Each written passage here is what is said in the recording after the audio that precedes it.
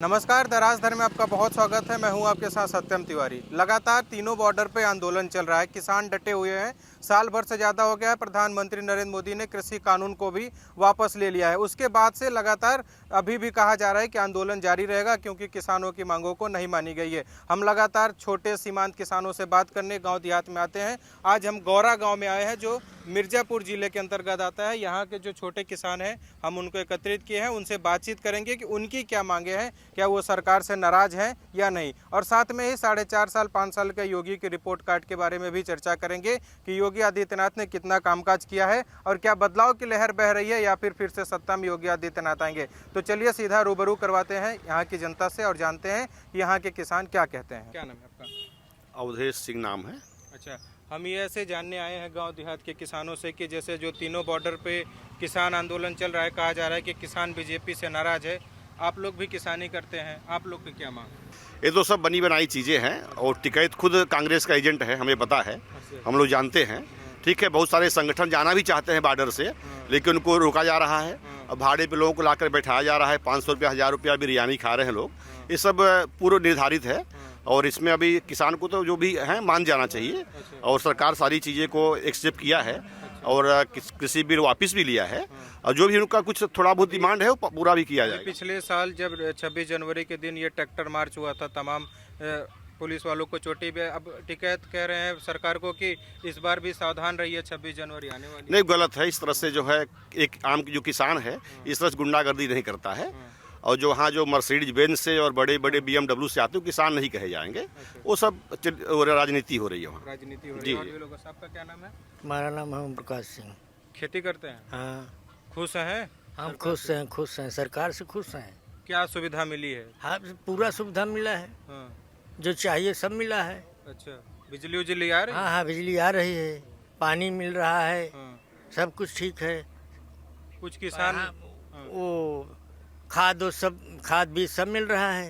अच्छा हैं? कुछ किसान आंदोलन भी कर रहे हैं बॉर्डर। वो नकारा है जो कर रहे हैं, वो गलत ढंग से कर रहे हैं। हाँ। किसान जो है वो नहीं है उस पर, अच्छा, गए किसान हैं वो। हाँ। वो तो सरकार को धमकी दे रहे हैं कि सुधर जाइए, 26 जनवरी वो आने लोग वाली नहीं है। सुधर रहे, सरकार क्या सुधारेंगे? हाँ। वही लोग गुंडा हैं। अच्छा, हाँ हाँ हाँ।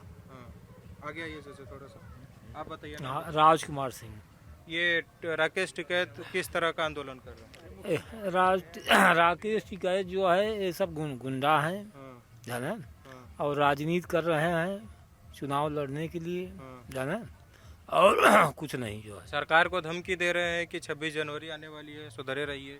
अरे वो प्रशासन चाहेगा जो है, जाना, हाँ। केंद्र सरकार चाहेगी, हाँ। लेकिन जो है कि किसान को जो है इसमें कुछ माहौल भी बिगड़ जाएगा। हाँ। नहीं तो 1 मिनट में सुधर जाए जो है। कैसे 1 मिनट में सुधरे? अरे वो फोर्स भिड़ा दें जो है हाँ। सरकार जो है, तो किसान जो है सब उसमें बुरा प्रभाव पड़ेगा। हाँ। केंद्र यही सोच रही है, जाना। हाँ, नहीं तो इनको जो है 1 मिनट में जो है सब घर पहुंच जाएंगे, कोई वहाँ रुकेगा नहीं।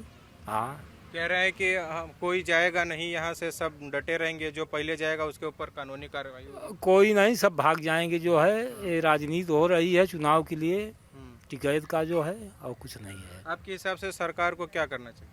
सरकार को तो चाहिए जो है कि इनको जो है प्रशासन लगा के वहाँ से खदेड़ें जो है। हाँ, क्या करना चाहिए? नहीं, सरकार तो बहुत कई बार वार्तालाप किया इन लोगों से और ये लोग माने भी नहीं। कुछ संगठन तो मान रहे हैं, लेकिन कुछ जो जब अड़ गए हैं कि सब पंचायत मंजूर है, खटिया यहीं बिछेगी, तो उनको क्या कर सकते हैं? कानून अपने हिसाब से कुछ कर सकती है। ऐसा भी इस बार ऐसा कुछ सोचा जा रहा है कि कानून जो है लोग जो हाथ मिलेंगे उनके ऊपर उचित कार्रवाई भी की जाएगी। अच्छा, हाँ, तो सब कुछ लोग जैसे गांव देहात बात करने जाते हैं, कहते हैं अब सरकार को भी सख्त रुख अपनाना चाहिए, साल भर हो गया। नहीं, सख्त रूप सरकार क्या कर सकती है? वहाँ डंडा तो चलवाएगी नहीं ना, कानून हाथ पे लेना नहीं है, कानून अपना काम करेगी। और रही बात किसान गरीब किसान कुछ वहाँ जरूर गए थे। अब सरकार को पता चल गई है कि कहाँ से फंडिंग आ रही है और कौन ये सब नियोजित किया है।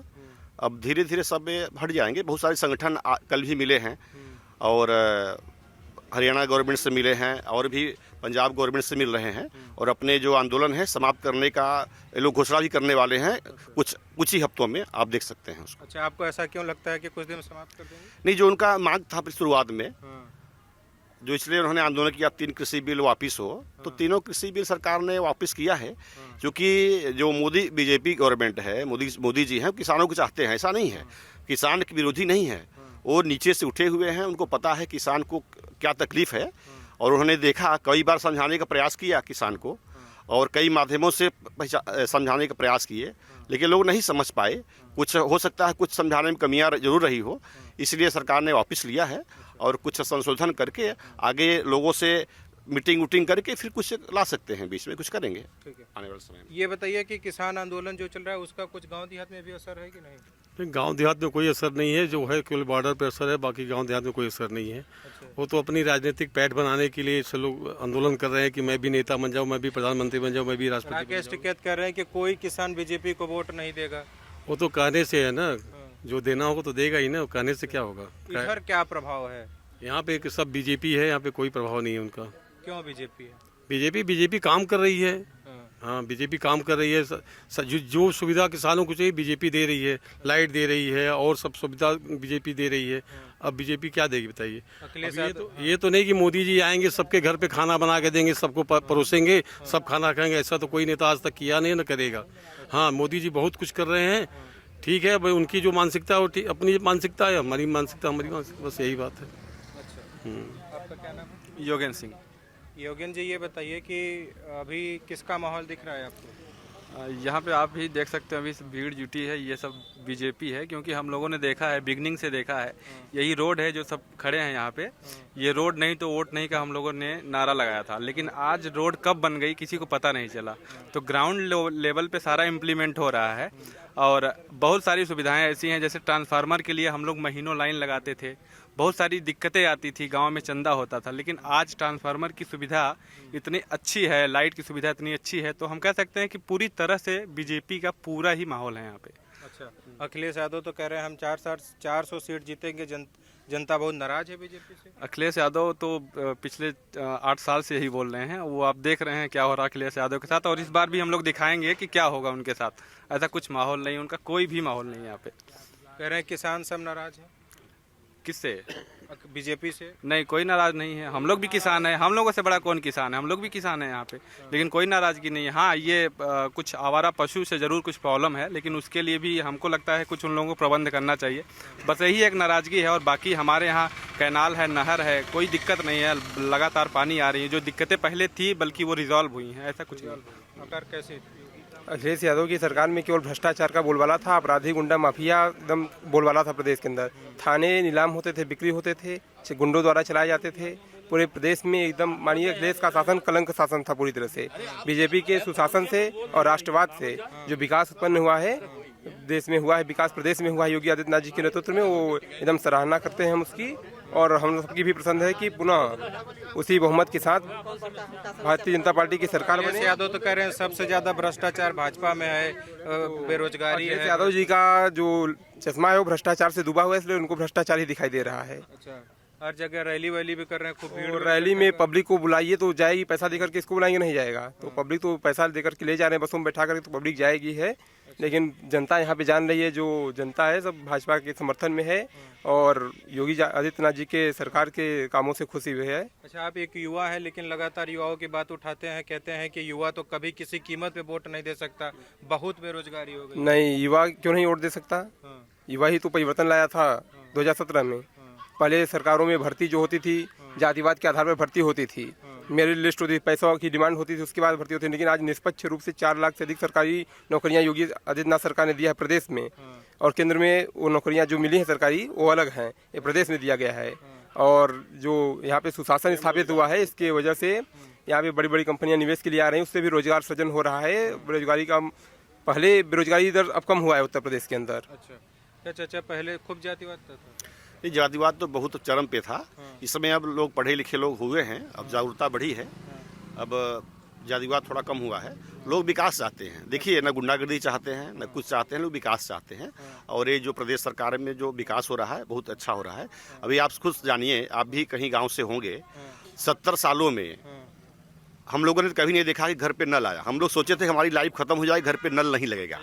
देखिए, घर घर तक जल योजना पहुंचा करके ये केंद्र सरकार या प्रदेश सरकार ने बहुत अच्छा कार्य किया है, सराहनीय कार्य किया है। और हम लोग बढ़ चढ़ के सोचें कि हमारी फिर प्रदेश सरकार फिर से पुनः बीजेपी हमारे उत्तर प्रदेश में आए, ताकि गुंडागर्दी, माफियागिरी जो वसूली होती थी वो सब बंद हो और बंद हुआ भी है इस सरकार में।